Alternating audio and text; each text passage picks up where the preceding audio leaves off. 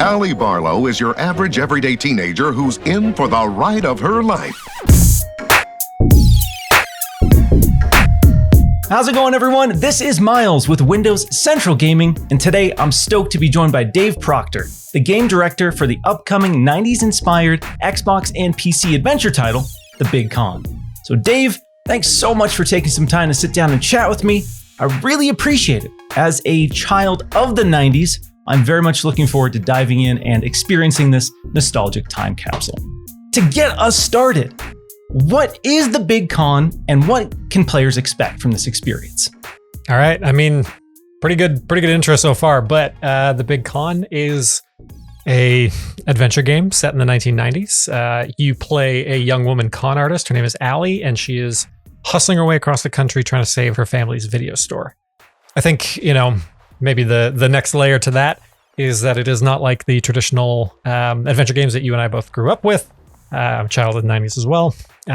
It is more about exploration and kind of conning people the way you see fit. It's not a 100% systemic game, but there's a lot more options. It's not one key, one door. It's just like, I need to get X amount of dollars. Who do I need to go to? How do I make that happen?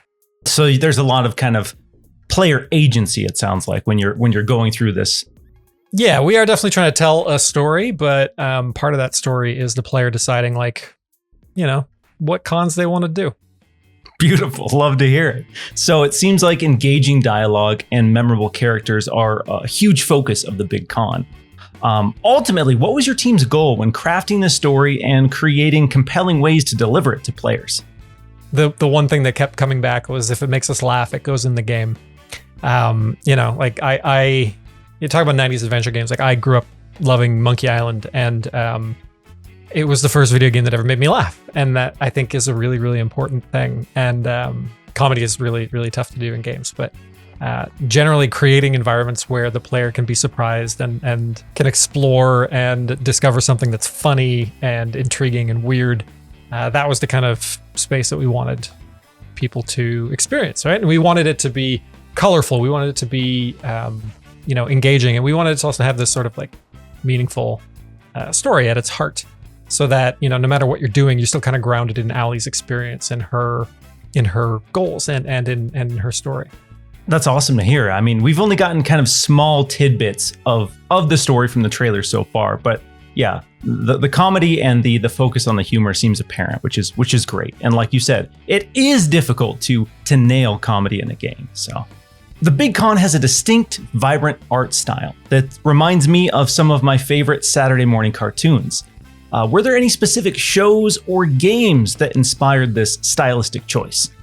Absolutely. Our director, Saffron, she started looking at stuff like Doug, Rugrats, Nickelodeon, Bright, the sprinkly backgrounds, the very, the intro to Saved by the Bell, like that kind of vibe.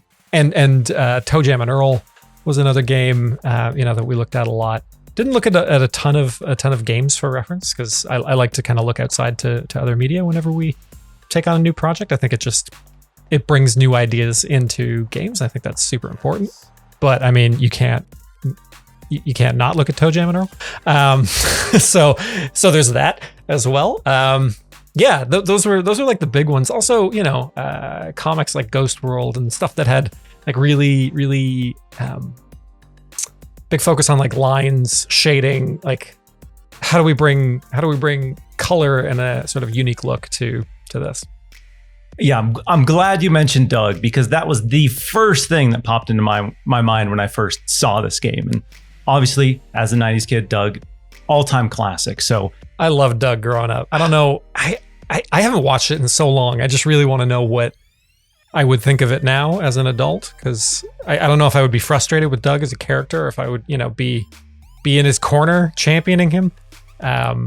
Or, like, what would I do in a Doug video game? I keep thinking about that. I would just kind of walk around his town. Anyways, sorry. No, it would be really interesting to, revisit Doug with 20 plus years of life experience and see, does it hold up? Does Doug hold up? The ultimate question. That's really the question that we're trying to answer here today. So I'm glad that you're here with me on this journey. Yes, I'm very happy we had this conversation. So more astute audiophiles might recognize the legendary group responsible for the Big Con's theme song. How did you go about locking down Rockapella, who famously did the Where in the World is Carmen Sandiego theme song for your game? Yeah, the really boring answer is that we just called them and asked. Like, we were thinking, and our marketing director, Karina, was like, thinking about things tied to the 90s. Who can we get to involve in our promotion, and who maybe can we work with, and that kind of stuff. And she was like, what about Rockapella? And I was like, no, that can't happen. And then she just found their contact information, reached out to them, their agents, and they were super amazing to work with. And really, the song, myself and my buddy Matt, we wrote the tune and we gave it to Rockapella, and they loved it, and they're like, yeah, let's do it. And they turned it around in the Rockapella style frighteningly fast. We gave it to them, and then like a day later I had a complete thing in my inbox. Wow.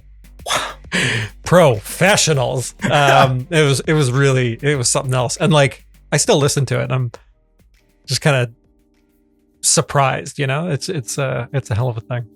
Yeah, Rockapella has such a distinct sound. Like, as soon as you hear that, if you're familiar with especially the Where in the World is Carmen Sandiego theme song, it pops. It's just this moment and this style that's pretty hard to replicate. Yeah. The Carmen Sandiego theme song, I won't lie, was a major inspiration for us.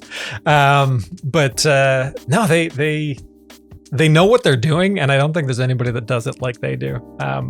Which is really cool. And it was really great I also grew up watching Where in the World is Carmen Sandiego, right? So to be able to reach out to those musicians and be like, do you want to do this? And they were like, yeah, sure, why not? Nuts. Wild. But, to cycle back, we just called and asked very politely. See, honestly, those kind of boring stories are my favorite, because you think there's more red tape involved in some of these situations. But yeah, like you said, you're literally just calling this iconic 90s rock group and saying, hey, you want to do the theme song for our video game? Sure. Yep. Yeah, let's do it. Why not? Just, beautiful. See, I love it. I love hearing that. My mom always says, you don't ask, you don't get. And and she's right. That is a prime example. So the Big Con is oozing with iconic 90s pop culture references. What are some quintessential pieces of 90s media you'd recommend players watch, listen to, or play ahead of the game's launch? Wow. Okay, that's a good question. Nostalgia is a double-edged sword. I think it can get really to the heart of someone's memory really quickly, but it can also run the risk of becoming predictable or cheesy or whatever. And we didn't want like the Big Con to just be about specific references. I didn't want people to be like, you're walking down the street and someone's like, I got the new Pearl Jam album or whatever. There is a Pearl Jam joke in the game, which I should stop saying out loud. Who knows if Eddie Vedder will ever play it and get mad at me. But what we wanted to do was kind of evoke a sense of memory of the 90s, right? So like there's the canned meat product that you ate growing up before everybody cared about their health, and there's the fact that nobody has a cell phone, and there's the discussions of like the stock market and how that functioned before the Great Recession. But it is more about, there's talks about like landlines, and it's just being there. I want people to be there without having to worry too much about specific references. If you did want to immerse yourself in stuff, like you can go watch Singles or Boy Meets World or something. If you really wanted to get into like what everybody's headspace before the internet, if you are not like me and you don't remember the world before the internet, that would be a good place to start. Yeah, that's awesome to hear, because obviously references are fun for the people in the know, but sure, if you're not in the know, it's not as fun. So it's nice to know that people can just dive in and experience the 90s in a broad sense and not a very niche sense. We wanted a lot of people to be able to appreciate and identify with the game, right? So you don't. I don't want anyone to think that they need to know something to get into our game. Just have to be there. You have to want to explore and have fun. And if it makes you go out and Google something, that's great. That's lovely. Beautiful. Love to hear it. So you don't have to be a 90s nerd to appreciate the big con. Absolutely not. Okay. So from a creator's perspective, were there any specific reasons that you chose to partner with Xbox on the console version of the big con? Yeah, I mean, they really believed in the game. You know, from like a personal perspective, our reps at Microsoft, at ID at Xbox, they just saw it and they wanted to support us, and they said that, you know, they could help us get some visibility and stuff like that. And if somebody offers that, you take it. And and you know, you stand up for the people that stick their neck out for you. So if and you know, I hope they're listening to this, but I contacted Jeff Luke, who's our rep at Xbox, who greenlit the big con way back when, and I just said thanks. You know, like, you believed in this game. You got us on a platform. We got visibility at these events. It's huge. It's fantastic. And you know, it's such a crowded thing making a video game. Like, there are so many great, amazing games out there. And if you can find a champion like we did in Xbox, you stand by it and you give them the best game you can possibly get. Love to hear that. I know the ID to Xbox program is doing a lot of genuinely compelling and amazing things for independent creators. And they seem like a group that is genuinely passionate about lifting up voices and lifting up cool projects. So I always love sitting down and talking to, you know, creators who are in the space about that process. Because, you know, we have the game and some of us consume the game when it's released, but it's interesting to hear kind of what goes into it and what goes into having this game be seen by a wide audience. Yeah, and they care. You know, they've put out events that I think really support indies in a strong way. That means a lot. That you know, I've been in the industry for 7 years now, and that's a huge thing, especially because I've never been anything but an indie, right? So anyone that wants to stand by your side and hold up a shield for you, you hold on to that.